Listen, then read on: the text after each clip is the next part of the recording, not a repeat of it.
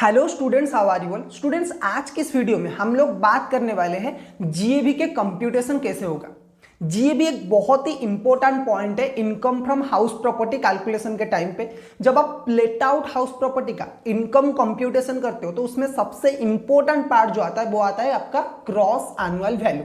तो उसका सही से कंप्यूटेशन करना ये सबसे इंपॉर्टेंट है अगर आपको इनकम फ्रॉम हाउस प्रॉपर्टी सही से कंप्यूट करना है। Okay sir, gross annual value ये क्या होता है? ग्रॉस एनुअल वैल्यू का मतलब है annual value of a property before deducting local taxes.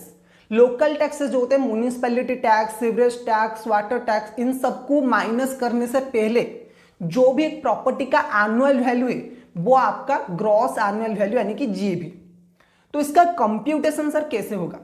Students, जब भी आप जीएबी का कंप्यूटेशन करोगे तो आपको हमेशा दो वैल्यू को या फिर दो पार्ट में उसे कंप्यूट करना है। एक है आपका नोशनल वैल्यूज, कुछ नोशनल वैल्यूज है जिसकी कंप्यूटेशन आपको लेना है। उसके बाद एक आता है एक्चुअल वैल्यूज।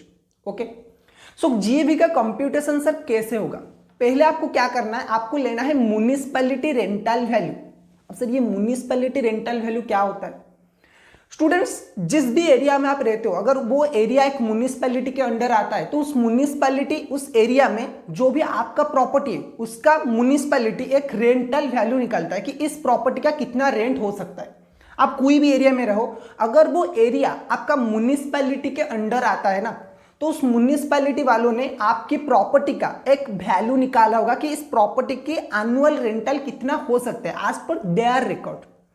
आज पर द म्युनिसिपैलिटी रिकॉर्ड उस प्रॉपर्टी का वैल्यू क्या हो सकता है वो म्युनिसिपैलिटी वालों ने ऑलरेडी निकाल के रखा होगा, जिसके ऊपर वो म्युनिसिपैलिटी टैक्स लेते। सपोज मेरा एक हाउस प्रॉपर्टी है भुवनेश्वर में। ओके, तो म्युनिसिपैलिटी वालों ने वो एक 2 BHK वाला 2 घर है उसमें, ठीक है, एक डुप्लेक्स है जिसकी म्युनिसिपैलिटी वालों ने वैल्यू निकाला है 2,40,000। यानी कि वो उन लोगों को लगता है कि इस प्रॉपर्टी को अगर लेट आउट करे तो महीने का 20,000 का इनकम जनरेट हो सकता है। तो ये उनके हिसाब से वैल्यू है म्युनिसिपैलिटी रेंटल वैल्यू। ओके, आपको फर्स्ट लेना है म्युनिसिपैलिटी रेंटल वैल्यू। अब उस म्युनिसिपैलिटी रेंटल वैल्यू को आपको कंपेयर करना है फेयर रेंटल वैल्यू के साथ। अब सर ये फेयर रेंटल वैल्यू क्या होता है? फेयर रेंटल वैल्यू का मतलब है rent of similar property in same locality. Suppose मेरा 2 BHK का दो प्रॉपर्टी, दो घर है जो एक प्रॉपर्टी में आता है, यानी कि 4 BHK का एक प्रॉपर्टी है। ओके, उसकी म्युनिसिपैलिटी वालों ने वैल्यू निकाला है 2,40,000। उन्हें लगता है कि इस प्रॉपर्टी का जो रेंट है वो 20,000 per annum, sorry 20,000 per month होना चाहिए। सिमिलरली जो फेयर रेंटल वैल्यू है, फेयर रेंटल वैल्यू क्या बोलता है? फेयर रेंटल वैल्यू ये बोलता है कि सेम प्रॉपर्टी का सेम एरिया में कितना वैल्यू है। ठीक है, सेम प्रॉपर्टी का सेम एरिया में कितना वैल्यू है। ओके, अगर उसी बिल्डिंग को और कोई एक 2 BHK को 40,000 रेंट देता है तो मेरा जो फेयर रेंटल वैल्यू आ जाएगा वो आएगा कितना? मंथली 80,000, और जो एनुअली आएगा वो आएगा 4,80,000 का। सो म्युनिसिपैलिटी रेंटल वैल्यू वो वैल्यू होता है जो कि म्युनिसिपैलिटी वाले कंप्यूट करते हैं फॉर कंप्यूटिंग या फिर for charging municipality tax. Fair rental value का मतलब क्या है कि उसी एरिया में उस टाइप के बिल्डिंग का कितना रेंट है, ठीक है, उसे बोलते हैं rent of similar property in same locality. अब इन दोनों में से आपको क्या करना है? हायर वैल्यू लेना है, municipality rental value and fair rental value.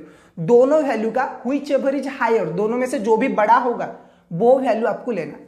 Sir एक पॉइंट हमें बताइए, ये हमेशा बड़ा वाला वैल्यू या फिर हायर वाला वैल्यू क्यों लेना है? इसके पीछे कोई लॉजिक है? बिल्कुल स्टूडेंट्स, इसके पीछे एक लॉजिक है। देखिए, जो म्युनिसिपैलिटी रिकॉर्ड होता है ना, अगर मेरा एक प्रॉपर्टी है, ठीक है, म्युनिसिपैलिटी वालों ने जो वैल्यू निकाल होगा वो तो सबसे कम ही होगा ना, क्योंकि गवर्नमेंट की रिकॉर्ड से प्रॉपर्टी का वैल्यू बहुत कम होता है। गवर्नमेंट थोड़ा बहुत इन्फ्लेक्शन चार्ज करके आपका जो रेंटल इनकम है वो इंक्रीज करता है।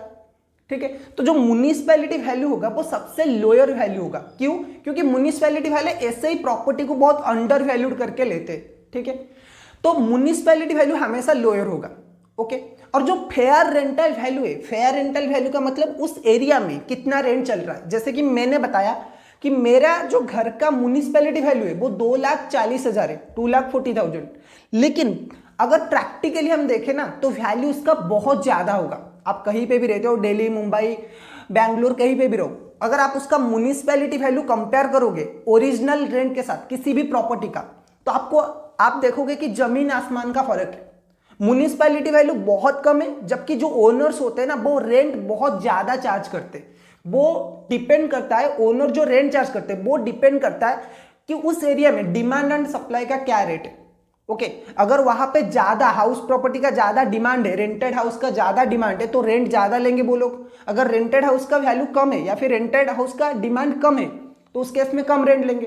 तो जो फेयर रेंटल वैल्यू है वो मैक्सिमम टाइम ज्यादा रहता है हाउस प्रॉपर्टी से।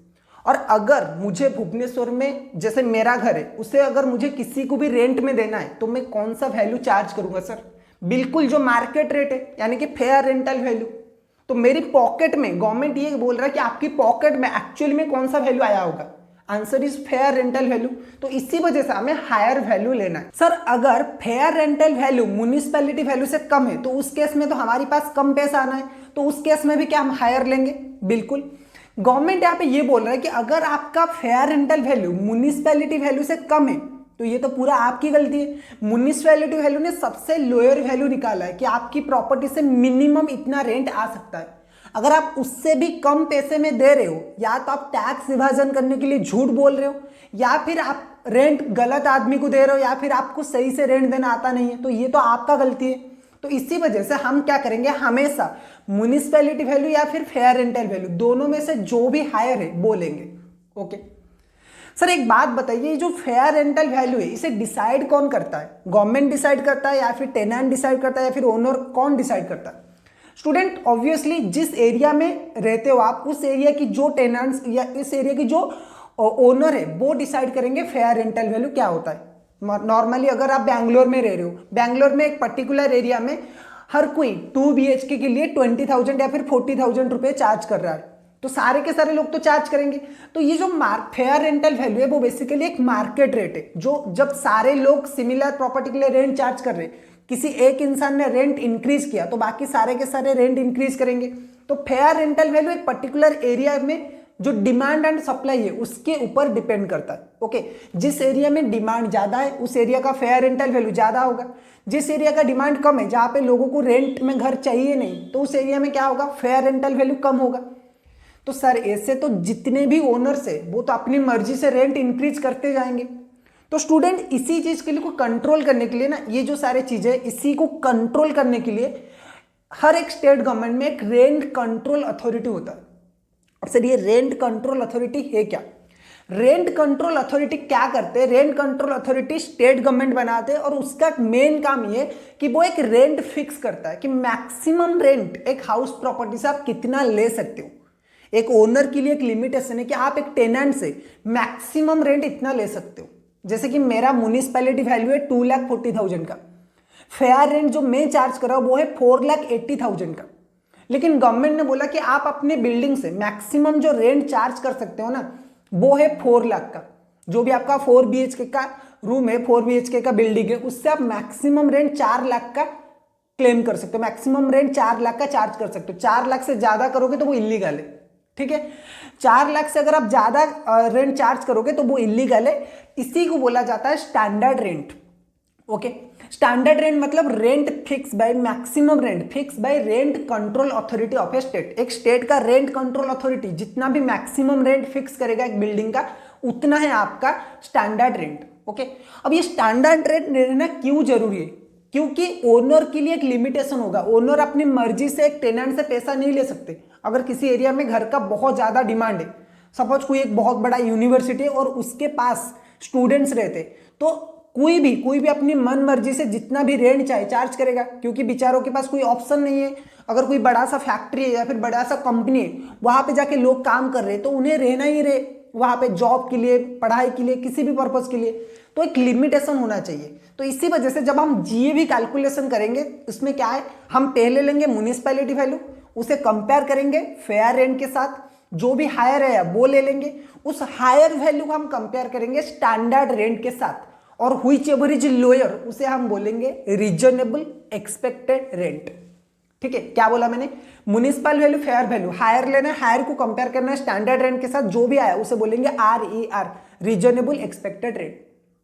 क्योंकि जैसे मेरा वैल्यू है म्युनिसिपल वैल्यू 2,40,000, फेयर रेंट है 4,80,000, उसके बाद स्टैंडर्ड रेंट गवर्नमेंट ने फिक्स किया है मेरे लिए 4 लाख का, तो मुझे मैक्सिमम रेंट कितना लेना है 4 लाख का।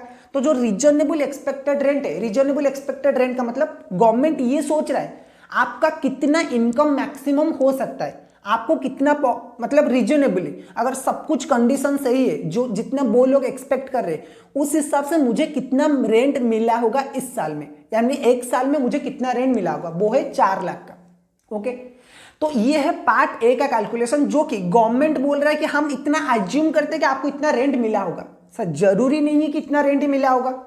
सपोज मैं इससे ज्यादा चार्ज करता हूं, ओके, मैं इससे ज्यादा चार्ज करता हूं, मैंने रेंट चार्ज किया है अपनी टेनेंट से 50,000 पर मंथ का, तो मेरा जो रेंट एक्चुअल रेंट वो कितना आएगा एक साल में 50,000 इंटू 12 यानी कि 6 लाख का रेंट टोटल आएगा। ओके, तो हमने एक पार्ट पढ़ा जो कि है नोशनल बेसिस वाला, म्युनिसिपल वैल्यू ले लीजिए, उस एरिया का फेयर रेंटल वैल्यू ले लीजिए, उसमें से हायर जो है वो आएगा, उसको कंपेयर करेंगे जो कि रेंट कंट्रोल अथॉरिटी ने रेंट फिक्स किया है स्टैंडर्ड रेंट, जो भी लोअर आएगा वो आएगा रीजनेबल एक्सपेक्टेड रेंट।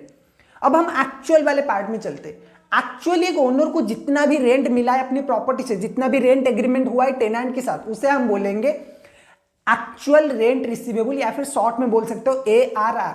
एक साल में मुझे कितना रेंट मिलने वाला है सर, 50,000 का मंथली रेंट है तो साल में कितना मिलेगा 6 लाख का। ओके, अब जब जीए भी मुझे कैलकुलेशन करना है तो उसमें क्या करूंगा, जो रीजनेबल एक्सपेक्टेड रेंट है उससे कंपेयर करूंगा एक्चुअल रेंट रिसीवेबल के साथ, दोनों में से जो भी हायर है वो है मेरा जीएबी। क्योंकि ऑब्वियसली मेरे पास पैसा कितना आया होगा, जितना एक्चुअल मैंने रिसीव किया, तो एक्चुअल में कितना रिसीव कर रहा हूं 50,000 रुपीज का सर, तो दोनों में से जो भी हायर है वो आएगा मेरा जीएबी। सपोज सर आपने 30,000 पर मंथ में रेंट पे दिया है, तो आपका जो ARR एक्चुअल रेंट रिसीवेबल है वो कितना आएगा 3,60,000 का। तो उस केस में जीएबी कितना होगा, RER होगा जीएबी, यानी कि जो हायर है 4 लाख और 3,60,000 व्हिच एवर इज हायर, वो आपका है जीएबी। Right, okay sir. उसके बाद एक और पॉइंट चलते कि अगर आपका जो टेनेंट है वो उसने आपको रेंट कुछ महीने का दिया नहीं है, या फिर कोई टेनेंट था आपका जिसने आपका प्रॉपर्टी छोड़ दिया without paying rent of any month, okay, तो उस टाइप के रेंट को हम बोलेंगे unrealised rent. Okay, suppose मैंने एक पर्सन को रेंट पे दिया अपना पूरा का पूरा बिल्डिंग 50,000 पर मंथ पे, तो एनुअली मुझे मिलना चाहिए कितना 6 लाख का, लेकिन उसने 2 महीने का रेंट मुझे दिया ही नहीं, तो यानी कि मेरे पॉकेट में सर कितना पैसा आया है, मेरे पॉकेट में एक्चुअली कितना पैसा आया 5 लाख का, क्योंकि 6 लाख मिलने वाला था, 1 लाख तो उसने दिया नहीं 2 महीने का रेंट, तो पॉकेट में कितना आया है 5 लाख। तो गवर्नमेंट यहाँ पे ये बोल रहा है कि ये जो अनरियलाइज रेंट है कुछ कंडीशन है, अगर वो कंडीशन आप सेटिस्फाई करते हो ना, तो अपना एक्चुअल रेंट रिसीवेबल से आप क्या कर सकते हो, ये ऑन रियलाइज रेंट माइनस कर सकते हो। उसके बाद आपको कंपेयर करना है which ever is higher.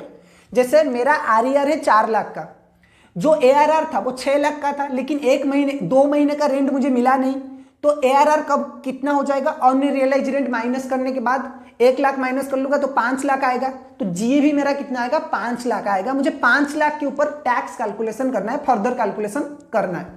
Right, okay sir.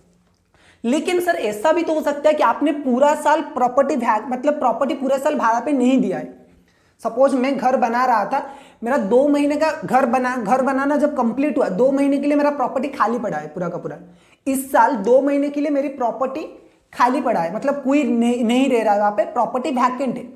ठीक है, मैंने टूलेट का बोर्ड तो लगा लिया, लेकिन कोई आ ही नहीं रहा है टेनेंट, तो उस केस में मैं क्या करूंगा, तो गवर्नमेंट यहाँ पे बोल रहा है कि जो वैकेंट पीरियड है, अगर आपकी प्रॉपर्टी कुछ महीने के लिए वैकेंट पड़ा है, तो उस केस में आप क्या करोगे, उस वैकेंट पीरियड में जितना भी आपको लॉस हुआ है, जैसे मैंने बोला कि मैं अगर किसी को रेंट पे देता, मेरा प्रॉपर्टी 50,000 पे देता, 50,000 पर मंथ, तो 2 महीना मेरा प्रॉपर्टी खाली पड़ा, यानी कि मेरा लॉस कितना हुआ ड्यू टू वैकेंसी 1 लाख का। तो गवर्नमेंट यही बोल रहा है कि अगर आपका कुछ वैकेंसी पीरियड की वजह से भी लॉस हुआ है ना, वो भी आप माइनस कर सकते हो अपनी एक्चुअल रेंट रिसीवेबल से। आपका जो 6 लाख का था, 6 लाख से आप एक काम करिए, माइनस कर लीजिए ऑन रियलाइज रेंट, उसके लिए 1 लाख वो माइनस कर लीजिए, और जो वैकेंट पीरियड है उसके लिए भी आप माइनस कर सकते हो 1 लाख रुपए, जितना भी आपका एक्चुअल वैकेंट पीरियड हुआ है। उसके बाद व्हिच एवर इज हायर वो आपको लेना है आज GAB। ओके, यहाँ पे एक पॉइंट है सर जो कि बहुत इंपॉर्टेंट पॉइंट है और यहीं पे जीएबी कैलकुलेशन में सबसे ज्यादा ट्रिकी है। ठीक है, जीएबी कैलकुलेशन में क्या बोलते हैं कि अगर अगर अगर ड्यू टू वैकेंसी पीरियड, अगर आपकी वैकेंसी पीरियड की वजह से आपका एआरआर जो है वो कम है, अगर आपकी वैकेंसी पीरियड की वजह से आपका एक्चुअल रेंट रिसीवेबल कम है रीजनेबल एक्सपेक्टेड रेंट से, तो उस केस में आपको क्या करना है, व्हिच एवर इज लोअर, वो आपको जीएबी लेना है। जैसे हमें पता है कि हमारी जो एग्जांपल हम ले रहे हैं उसमें आरईआर कितना है, 4 लाख का रीजनेबल एक्सपेक्टेड रेंट। अब जो मेरा एआरआर है वो एक्चुअल रेंट रिसीवेबल कितना है, 50,000 इंटू 12, 6 लाख का है। सपोज मेरे प्रॉपर्टी 5 महीने के लिए वैकेंट था, 5 महीने के लिए मेरा प्रॉपर्टी पूरा का पूरा वैकेंट था, कोई नहीं रह रहा था वहां पे। तो 5 महीने का मेरा सर नुकसान कितना हुआ, 50,000 इंटू 5, 2,50,000 का मेरा लॉस हो गया ड्यू टू वैकेंसी पीरियड। तो मुझे एक्चुअल रेंट मिला कितना होगा सर, मेरी पॉकेट में कितना रेंट आया है, मेरी जेब में कितना पैसा आया है, 3,50,000, क्योंकि मैंने प्रॉपर्टी सिर्फ 7 महीने के लिए भाड़े पे दिया है। तो जो 7 महीने के लिए मैंने भाड़े पे दिया है, यहां पे गवर्नमेंट ये बोल रहा है कि 4 लाख एंड 3,50,000, 4 लाख एंड 3,50,000 दोनों में से जो लोअर है, क्योंकि आपकी जो एक्चुअल रेंट रिसीवेबल है वो लोअर है due to vacancy period. Vacancy period का रेंट माइनस करने के बाद आपका जो एक्चुअल रेंट रिसीवेबल है वो सिर्फ हो रहा है 3,50,000 which is lower than RER. तो उस केस में आपको क्या करना है, व्हिच एवर इज लोअर लेना है जीएबी, दोनों में से जो भी लोअर है वो आपको जीएबी लेना है। बहुत ही लॉजिकल पॉइंट है, क्योंकि मेरे पॉकेट में कितना पैसा आया है, 3,50,000, तो बिल्कुल भाई वही लेना है। ओके, अगर वैकेंसी पीरियड माइनस करने के बाद एआरआर हायर आ रहा है तो उस केस में व्हिच एवर इज हायर लेना है। सपोज वैकेंसी पीरियड से 2 महीने का है, तो 6 लाख से सिर्फ 1 लाख माइनस करने के बाद बचा कितना, 5 लाख, तो उस केस में वो रीजनेबल एक्सपेक्टेड रेंट से ज्यादा आ रहा है तो व्हिच एवर इज हायर लेना है। लेकिन अगर ड्यू टू वैकेंसी एआरआर कम आ रहा है आरईआर से, रीजनेबल एक्सपेक्टेड रेंट से, देन उसी केस में क्या होगा, आपको लेना है which ever is lower. Sir क्या ऑन रियलाइज रेंट की केस में ये बेनिफिट अवेलेबल है, बिल्कुल भी नहीं। अगर ऑन रियलाइज रेंट 5 महीने का होता, सपोज ऑन रियलाइज रेंट 5 महीने का है, तो उस केस में भी मेरा पॉकेट में एक्चुअली कितना पैसा आया, 3,50,000, लेकिन गवर्नमेंट बोल रहा है कि नहीं यहां पे आपको हायर लेना है। सर ऐसा भेदभाव क्यों, ऑन रियलाइज रेंट केस में भी मेरा लॉस हो रहा है क्योंकि मुझे पैसा नहीं मिला है, वैकेंसी पीरियड के केस में भी मेरा लॉस हो रहा है, वहां पे भी मुझे पैसा नहीं मिला है, दोनों ही केस में मुझे पैसा नहीं मिल रहा है। लेकिन एक में गवर्नमेंट बेनिफिट दे रहा है कि आप व्हिच एवर इज लोअर लीजिए, यानी कि जितना पॉकेट में आपका एक्चुअल पैसा आया है वो आप लीजिए, और एक में बोल रहा है कि आप व्हिच एवर इज हायर लीजिए। ऐसा भेदभाव सर क्यों, ऑन रियलाइज रेंट ने क्या गलती किया कि उसका डिडक्शन अलाउ नहीं होगा, मतलब व्हिच एवर इज लोअर नहीं लिया जाएगा। तो पॉइंट यहां पे ये है स्टूडेंट कि ऑन रियलाइज रेंट के केस में ये चांस है, गवर्नमेंट को ये लगता है कि शायद आप अपने टेनेंट के साथ मिलके टैक्स विभाजन कर रहे हो। सपोज मेरा जो टेनेंट है, मैंने उसे बोला कि भाई 5 महीने का रेंट तू दे ही नहीं, पूरा बिल्कुल मत रेंट पे मत करना, मैं तेरे नाम पे एक छोटा सा केस फाइल करूंगा, उसके बाद तू क्या बोलना, जब पुलिस वगैरह आएंगे तो बोलना कि यार मेरे पास पैसा नहीं था, ये सिचुएशन था, इस वजह से मैं भाग गया। ओके, तो या फिर कोई भी हम केस करेंगे, तू मुझे कम रेंट पे कर लेना, तू मुझे 30,000 पे कर ले, 50,000 का रेंट है ना, तू मुझे कैश में 30,000 पे कर ले, मैं शो करूंगा कि इसने मुझे 5 महीने का रेंट दिया ही नहीं, और मैं बेनिफिट ले लूंगा, डिडक्शन कर लूंगा। तो गवर्नमेंट ये बोल रहा है कि शायद अगर ऑन रियलाइज रेंट है, शायद आप अपने टेनेंट के साथ मिलके हमें चूना लगा सकते हो, इस वजह से हम अलाउ नहीं करेंगे। और ऑन रियलाइज रेंट में आपका ही गलती है, वैकेंसी पीरियड में तो आपका कोई गलती है ही नहीं ना, प्रॉपर्टी खाली पड़ा है, आपने टूलेट का बोर्ड लगाया, आपने एडवर्टाइजमेंट दिया, आपने सब कुछ मैजिक ब्रिक्स मकान जो भी वेबसाइट है वहां पे आपने डाला, लेकिन कोई आ नहीं रहा है रहने के लिए, तो इसमें आपकी थोड़ी ना गलती है। लेकिन अगर कोई पर्सन रह रहा है आपकी बिल्डिंग में और वो पैसा नहीं दे रहा है, और वो भी 5 महीने का, तो ये तो पूरा आपकी गलती है ना। जिस दिन उसने 1 महीने का रेंट नहीं दिया तभी उसे निकाल देते घर से, तो 1 महीने का लॉस होता। 5 महीने तक आप गए क्यों, इस वजह से गवर्नमेंट बोल रहा है कि रेंट जो अनरियलाइज्ड रेंट है ना, वहां पे आप फ्रॉड कर सकते हो, इस वजह से हम उसको अलाउ नहीं करेंगे। ऊपर से यहाँ पे ये बोल रहे कि ऑन रियलाइज रेंट का डिडक्शन आपको तभी मिलेगा जब ये 4 कंडीशन आप फुलफिल करते हो। सर क्या है ये 4 condition? Number 1, tenancy must be bona fide, tenancy is bona fide होना चाहिए, मतलब एक्चुअल टेनेंट होना चाहिए। उसके बाद जो डिफॉल्टिंग टेनेंट है वो वैकेट करना चाहिए प्रॉपर्टी। अगर वो ऑन रियलाइज रेंट नहीं पे कर, मतलब पे नहीं कर रहा है रेंट, तो वो प्रॉपर्टी छोड़ के जा चुका है, या फिर उसने प्रॉपर्टी उससे आपने उससे प्रॉपर्टी से निकाल दिया है, या तो वो प्रॉपर्टी खुद छोड़ के जा चुका है या फिर आपने पूरा स्टेप लिया है उसे प्रॉपर्टी से निकालने के लिए। उसके बाद तीसरा जो पॉइंट है वो ये बोल रहा है कि जो डिफॉल्टिंग टेनेंट है वो ओनर का कोई और प्रॉपर्टी ऑक्यूपाई नहीं करना चाहिए। मेरा एक प्रॉपर्टी से उसने 5 महीने का भाड़ा नहीं दिया, मैंने उसे निकाल दिया, वो मेरा और एक प्रॉपर्टी में जाके और एक बिल्डिंग में जाके रह रहा है, तो गवर्नमेंट बोला कि यहाँ पे कुछ झोल है। इस वजह से जो भी डिफॉल्टिंग टेनेंट है उससे वो ओनर का कोई और प्रॉपर्टी ऑक्यूपाई नहीं करना चाहिए। उसके बाद जो फोर्थ वाला पॉइंट है वो ये है कि जो ओनर है वो all legal step, every possible step लेना चाहिए to recover the unrealised rent. ऐसा नहीं है कि अनरियलाइज्ड रेंट अगर डिडक्शन मिल रहा है तो आप बस माइनस कर दो और बैठ जाओ घर में, नहीं, गवर्नमेंट बोल रहे हैं कि आपको पूरा लीगल स्टेप लेना चाहिए उससे पैसा रिकवर करने का।